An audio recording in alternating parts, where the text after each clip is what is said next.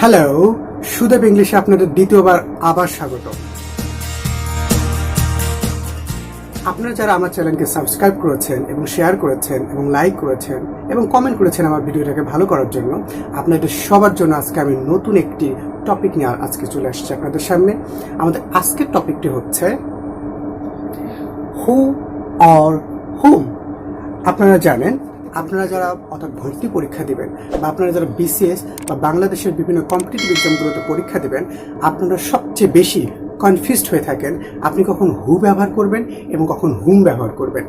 এই ধরনের সমস্যার সমাধানের জন্য আজকে আমি সুদেব চন্দ্র হাজির হয়েছি সুদেব ইংলিশের দ্বিতীয় এপিসোড নিয়ে। দেখতে থাকুন আমার ভিডিওগুলো। আমি আপনাদের সুবিধার জন্য বরাবরের মতোই আপনারা যেন আমার স্ক্রিনশটগুলো, অর্থাৎ আমি কোত্থেকে জিনিসগুলো আপনাদের দিচ্ছি, আপনাদের সুবিধার জন্য সকল স্ক্রিনশট আমার চ্যানেলের পর্দায় আপনারা দেখতে পারবেন। এবং আমি আশা করব আপনারা যখন আমার ভিডিওগুলো দেখবেন তখন ওই জায়গাটুকু পজ করে আপনারা ওটা খাতায় লিখে নিতে পারেন অথবা আপনারা পড়ে নিতে পারেন। তাহলে আমার লেকচারটা বুঝতে আপনাদের খুবই সুবিধা হবে। আশা করছি আপনারা এটা করবেন। চলে আসি হোয়াইট বোর্ডে। আপনারা দেখতে পাচ্ছেন যে আমি এখানে হু অর হুম লিখে রেখেছি। আপনাদের সবচেয়ে যে কনফিউশন হয়ে থাকে পরীক্ষার ক্ষেত্রে, যখন আপনি সাবজেক্ট ফর্ম না, আপনি জানেন যে হু সাবজেক্ট এবং অবজেক্ট দুইটা ফর্মে বসতে পারে, হুম শুধুমাত্র অবজেক্ট ফর্মে বসতে পারে। আপনাদের কনফিউশন হয়ে থাকে যে পরীক্ষার ক্ষেত্রে যখন পরীক্ষার কোয়েশ্চেনে আপনি দেখেন বা আপনি যখন কথা বলেন তখন আপনি কোনটা সবচেয়ে বেশি ব্যবহার করবেন। এই ধরনের কনফিউশন দূর করার জন্য আমি আজকে এটা নিয়ে আলোচনা করবো এবং হোয়াইট বোর্ডে লিখেও রেখেছি। আপনি দেখেন, আমি প্রথমে লিখে রেখেছি হু আর হুম, এটা আমাদের টাইটেল আপনি জানেন। আমি এখানে লিখে রেখেছি দ্য ভেরি টু ওয়ার্ডস, আমি হু এবং হুমের কথা বলছি, আর কনফিউজিং ইন ইংলিশ। আপনি যখন হুকে সাবজেক্ট হিসেবে ব্যবহার করবেন তখন আপনার কনফিউশন হবে না, কিন্তু আপনি যখন হুকে অবজেক্ট হিসেবে ব্যবহার করবেন তখন আপনার কনফিউশন বরাবরের মতো হয়ে যাবে। আপনি দেখেন, আমি প্রথমে লিখেছি হু সাবজেক্ট, হু হোয়াট হুইচ।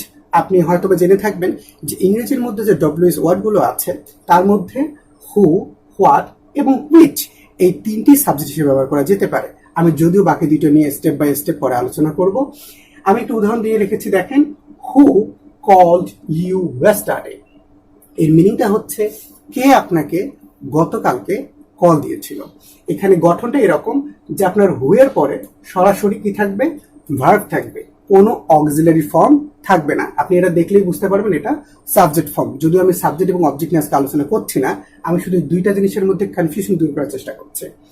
আমি অবজেক্ট ফর্ম যেটা লিখেছি who with auxiliary verb before subject, অর্থাৎ হু যেটা থাকবে উইথ অক্সিলারি ভার্ব থাকবে বিফোর সাবজেক্ট, অর্থাৎ সাবজেক্টের পূর্বে ডেফিনেটলি হু এর সঙ্গে একটা অক্সিলারি ভার্ব থাকবে। আপনি দেখলে বুঝতে পারবেন আমি স্ট্রাকচার এখানে করে দিয়েছি।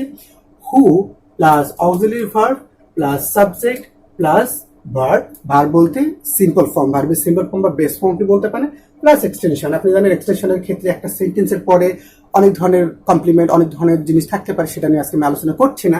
আপনাদের সুযোগ পেলে আমি দেখাই দিব। আমি উদাহরণটা লিখেছি, দেখেন who did you call yesterday. এর অর্থ হচ্ছে আপনি কাকে গতকাল কল দিয়েছিলেন। আমাদের ওইটা ছিল কে আপনাকে গতকাল কল দিয়েছিল, আর এর মিনিংটা হচ্ছে যখন হু আপনার অবজেক্ট হিসেবে ব্যবহার করা হয়েছে তখন এর মিনিংটা হচ্ছে আপনি কাকে গতকাল কল দিয়েছিলেন। তো আপনি এখানে কখনো লিখতে পারবেন না হু ইউ কলড ইয়েস্টারডে। যদি আপনি এই ফর্মটাকে তো দেখে থাকেন বা পড়ে থাকেন, আপনি ভুল করছেন। আপনি অবশ্যই এটাকে অ্যাভয়েড করবেন। অর্থাৎ আপনি যখন হুকে অবজেক্ট হিসেবে ব্যবহার করবেন তখন হু এর পরে অবশ্যই একটা অক্সিলারি ভার্ব আসবে, সেটা টেন্স অনুযায়ী আপনি টেন্স অনুযায়ী করতে পারবেন। দেন একটা সাবজেক্ট আসবে, দেন ভার্বের বেস ফর্ম আসবে, দেন হচ্ছে আপনার অ্যাডভার্ব আপনি যেভাবে বসাতে পারেন। তো বেস ফর্ম বলতে টেন্স অনুযায়ী আপনার এই ভার্বের চেঞ্জ হতে পারে, টেন্স অনুযায়ী আপনার অক্সিলারি ভার্বের চেঞ্জ হতে পারে। আপনি যেভাবে পছন্দ করবেন আপনার কথা বলার সঙ্গে আপনার কনভারসেশনকে লঙ্গার করার জন্য। আমি দ্বিতীয় আলোচনা করেছি যে অনেকের কনফিউশন হয়ে থাকে যে যদি আমি হু এর সঙ্গে প্রিপোজিশন ব্যবহার করি, সেই প্রিপোজিশন সেন্টেন্সের কোথায় বসবে। খুবই গুরুত্বপূর্ণ একটা বিষয়, যেটা আপনার পরীক্ষার ক্ষেত্রে খুবই ভুল করে থাকেন।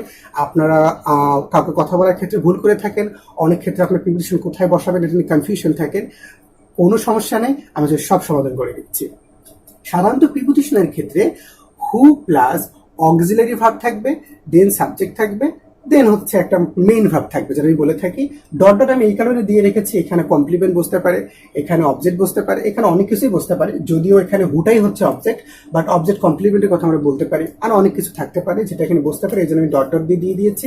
এবং শেষে বসবে আপনার প্রিপোজিশন। আবার মনে রাখবেন, যখন হু আপনি অবজেক্ট ফর্ম হিসেবে ব্যবহার করবেন, তখন প্রিপোজিশনটি অবশ্যই অবশ্যই সেন্টেন্সে শেষে পড়বে, আপনি শেষে বসবে, আপনি প্রথমে দিতে পারবেন। এখানে একটি উদাহরণ লিখে দিয়েছি, who do you talk two.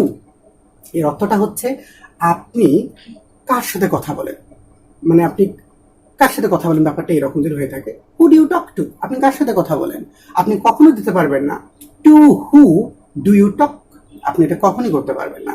দ্বিতীয় উদাহরণ দেখেন, who are you sharing with, আপনি কার সঙ্গে শেয়ার করছেন। আপনি অনেক সময় বলে থাকেন, এই তুমি কার সঙ্গে শেয়ার করছো, এই ক্ষেত্রে আপনি বলতে পারবেন হু আর ইউ শেয়ারিং উইথ, আপনি কার সঙ্গে শেয়ার করছেন। আপনি কখনো বলতে পারবেন না with who are you sharing, আপনি এটা কখনই বলতে পারবেন না, গ্রামেটিক্যালি এটা ইনকারেক্ট। অর্থাৎ আপনাকে বলতে হবে who are you sharing with. আপনি এখানে টেন্স কত পরিবর্তন করতে পারবেন, কিন্তু প্রিপোজিশনের পরিবর্তন করতে পারবেন না যদি আপনি এই মিনিং এ ব্যবহার করে থাকেন। তো এখন আসবো আমাদের কনফিউশন যেটা নিয়ে হয়ে থাকে, আপনি যেটা নিয়ে কনফিউজড হয়ে থাকেন, সেটা হচ্ছে যদি হু এবং হোম দুটি এক মিনিং এ একই জায়গায় দেয়া থাকে। ধরেন আপনার কোশ্চিনের মধ্যে হু দেয়া আছে, আবার আপনার কোশ্চিনের মধ্যে হুমও দেয়া আছে, কনফিউশন হচ্ছে আপনি দাগাবেন কোনটা। সেক্ষেত্রে সমাধান আজকে আমি আপনাদের করে দিচ্ছি। হু এবং হুম যখন অবজেক্ট হিসেবে ব্যবহার করা হবে, আপনি জানেন যে হুম এর কোনো সাবজেক্ট ফর্ম হয় না, আমি এখানে লিখে দিয়েছি নো সাবজেক্ট ফর্ম। হু এর অলওয়েজ অবজেক্ট ফর্ম হবে এবং হুমের দুইটা ফর্ম হবে, এই কারণে আপনার কনফিউশন ফিল করে থাকেন। তো আপনারা হুমের গঠনে যেটা দেখতে পারবেন যে হুম যেটা সাধারণ গঠন, সেটা whom plus auxiliary verb plus subject plus verb, আমি আবার ডট ডট দিয়ে রেখেছি, এবং নো সাবজেক্ট ফর্ম, তার মানে এটা অবজেক্ট ফর্ম ব্যবহার করতে পারবেন। সেটা কি রকম, আমি একটা উদাহরণ দিয়ে রেখেছি এখানে, who did you call yesterday, একই মিনিং, যেটা আপনি হু দিয়ে ব্যবহার করেছেন আপনি সেটাকেও হুম দিয়ে ব্যবহার করতে পারবেন। Whom did you call yesterday, আপনি গতকাল কাকে ফোন দিয়েছেন, আপনি কিন্তু এখানে দিতে পারেন who did you call yesterday, অর্থাৎ হুম এবং হু আপনি দুটোই ব্যবহার করতে পারবেন। তারপর আমি ব্যবহার করেছি উইথ প্রিপোজিশন, অর্থাৎ হু এর ক্ষেত্রে আমি প্রিপোজিশন দিয়েছি, হুমের ক্ষেত্রে আমি প্রিপোজিশন দিয়েছি। গুরুত্বপূর্ণ বিষয়টা হচ্ছে হু এর ক্ষেত্রে আপনি প্রিপোজিশন ব্যবহার করেছেন সেন্টেন্সের শেষে, আর হুমের ক্ষেত্রে আপনাকে প্রিপোজিশন ব্যবহার করতে হবে সেন্টেন্সের প্রথমে। খুবই গুরুত্বপূর্ণ, পারলে নোট করে নেন, যদিও আমি আমার চ্যানেলের মধ্যে স্ক্রিনশট দিয়ে দিব, তবু আপনি এটা নোট করে নিতে পারেন। কারণ অনেকেই মনে করে যে হু এর ক্ষেত্রে আমি যদি এখানে দিতে পারি, তো হুমের ক্ষেত্রে আমি দিতে পারি, তো আপনি এটা কখনোই করতে পারবেন না। হুমের ক্ষেত্রে আপনাকে প্রিপোজিশনটা প্রথমে দিতে হবে। আমি এটা করেছি, দেখেন, to whom are you talking on the phone, আপনি কার সঙ্গে ফোনে কথা বলছেন, আপনি কার সঙ্গে ফোনে কথা বলছেন। যদি আপনি এখানে হু দিতে চান, তাহলে আপনাকে বলতে হবে who are you talking to on the phone. আমি আবারও বলছি, who are you talking to on the phone, আপনি এটা হু এর ক্ষেত্রে ব্যবহার করতে পারবেন। এখন গুরুত্বপূর্ণ বিষয় হচ্ছে যে যদি আপনি হু এবং হুম দুটাই পরীক্ষার খাতার মধ্যে দেখে যান, তাহলে আপনি কোনটা দাগাবেন, এই সম্বন্ধে আমি আপনাদের একটু বলতে চাই, যদিও আমি স্ক্রিনশট দিয়ে দিব। যে মডার্ন ইংলিশের ক্ষেত্রে আপনি যদি মডার্ন ইংলিশের কথা ভাবেন, সেক্ষেত্রে হু মোর ফর্মাল এবং মোর ইউজেবল, অর্থাৎ পরীক্ষার ক্ষেত্রে যদি আপনার হু এবং হুম দুটোই থেকে থাকে, অবশ্যই আপনি হুটাকে দাগাবেন। কিন্তু আপনাকে লক্ষ্য রাখতে হবে এই হু এবং হুম যে সেন্টেন্সে দেয়া আছে, অর্থাৎ আপনাকে যে আনসারটা দাগাতে হবে সেটার মধ্যে কি চেয়েছে। যদি সাবজেক্ট ফর্ম ওখানে রাইট থেকে থাকে, তাহলে অবশ্যই আপনি সাবজেক্ট ফর্ম দাগাবেন, অর্থাৎ আমি হু এর কথা বলছি। যদি সাবজেক্ট ফর্ম আপনার ভুল দেয়া থাকে, তাহলে আপনার ওখানে চেয়েছে এইখানে অবজেক্ট ফর্মের মধ্যে কোনটা গুরুত্বপূর্ণ, অর্থাৎ কোনটা আপনি দাগাবেন। সেক্ষেত্রে আপনাকে দেখতে হবে যে অবজেক্ট ফর্ম হিসেবে থাকলে যেটা হু দিয়ে যেটা শুরু হবে, সেটি হচ্ছে অ্যাবসলিউটলি রাইট, এবং আপনার মার্ক কোনোভাবেই ভুল হবে না, আপনি মার্ক পাবেন, কোনো মাইনাস মার্ক আসবে না আপনার ভার্সিটি পরীক্ষার ক্ষেত্রে। আর প্রিপোজিশন যখন যোগ করা থাকবে, তখন একটু কেয়ারফুল, এবং তার আগে অবশ্যই আমার ভিডিওতে একবার দেখে নেবেন, আপনার কোনো কনফিউশন থাকবে না। আমি আশা করছি আমার এই ভিডিওটি দেখার পরে আপনার দুইটা কনফিউশন অবশ্যই দূর হয়েছে, এবং যদি আমার ভিডিওটি আপনার ভালো লেগে থাকে, আপনি মনে করেন যে আপনি কিছু শিখতে পেরেছেন, তো প্লিজ আমার ভিডিওটিকে আমার চ্যানেলটিকে সাবস্ক্রাইব করুন, আমার চ্যানেলটিকে শেয়ার করুন, কমেন্ট করুন, যেন আমি আরো ভিডিও আপনাদের জন্য করতে পারি, এবং অবশ্যই লাইক করতে ভুলবেন না। ধন্যবাদ সবাইকে।